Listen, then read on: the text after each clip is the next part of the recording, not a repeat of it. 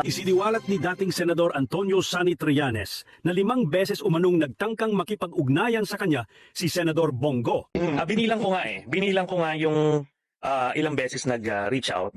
Ilang beses, 5 beses nag-attempt. Wow. 4 na emisaryo ang pinadala. So maliwanag yung mensahe ng mga emisaryo. Willing siya magbayad ng pera. Wow. May isa ang sinabi, sky is the limit. Sky is the limit. Sky is the limit. Sky is the limit. Sky is the limit. Hindi yan kasya sa Gcash. Sky's the langit, sky's the langit. Then yung isa, yung sky's the limit, in-specify pa, nagbigay pa ng ballpark. May isa pang emisaryo naman, through a businessman, ang nagbigay rin ng amount. Mas mababa dun sa isang binigay. Pero malaki pa rin. Okay. Okay. Pang retirees. Many ilang figures. 10 figures eh. Grabe. Wow. Oo. Kaya na-calculator kayo. Oo, maraming zero. Oo. So yun.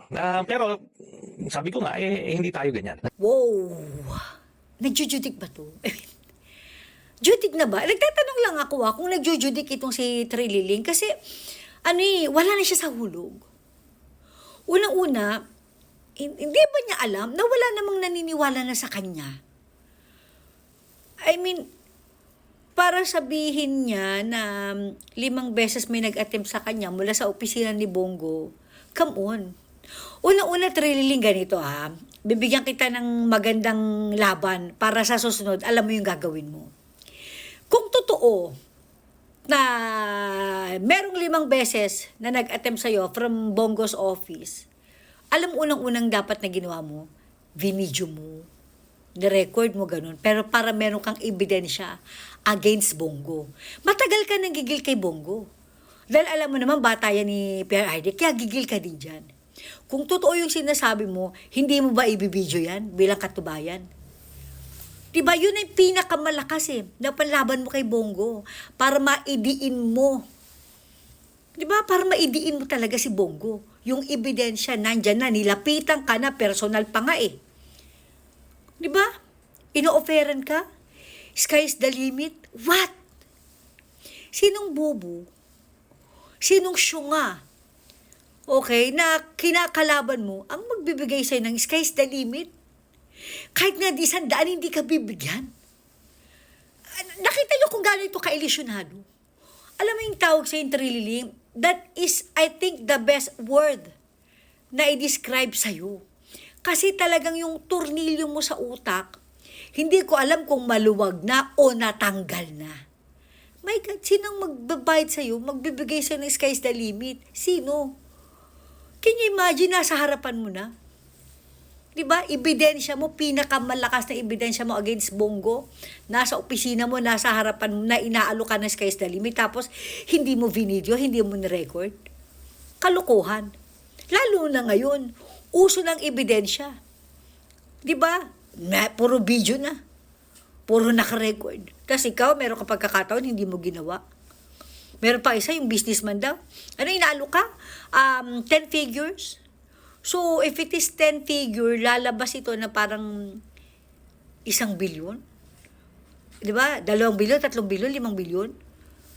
Ikaw, I mean, come on. Hindi ka nga nanalong mayor. Wala kang value para bayaran ka ng 1 bilyon. Naintindihan mo ba? Wala kang value, Trililing. Wala kang value. Ikaw lang lagi nagbibigay ng value sa sarili mo, pero ang katotohanan, wala kang value. Wala kang bilang sa mga Pilipino.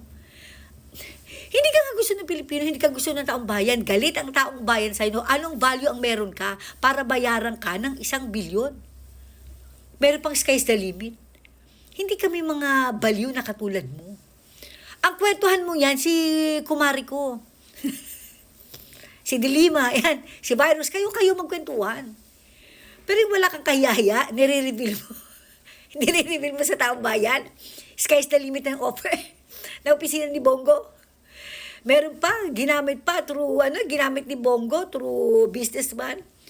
10 figure, 1 bilyon, 2 bilyon, 3 bilyon, bilyon. May gulay. Trililing. Ulitin ko lang ha, wala kang value. Para presyon ka ng ganyan. Oh my God. Ang lakas ng tama mo sa ulo. Gravity. Alam mo, magpatingin ka. Siguro, baka magkaroon ka pa ng pag-asa. Kasi ngayon, sobrang desperado mo kung ano-ano na lang sinasabi mo para siraan ang kalaban mo. Oh my God. Magpatingin ka, Trilly. Utak mo, lusaw na. Pariwara ka na sa... Ay, nako. Ewan ko, desperada na itong pariwarang mamang ito. Sa totoo lang. Trilly, magpa-check up ka. Seriously, magpa-check up ka. Kailangan mo ng tulong. Grabe.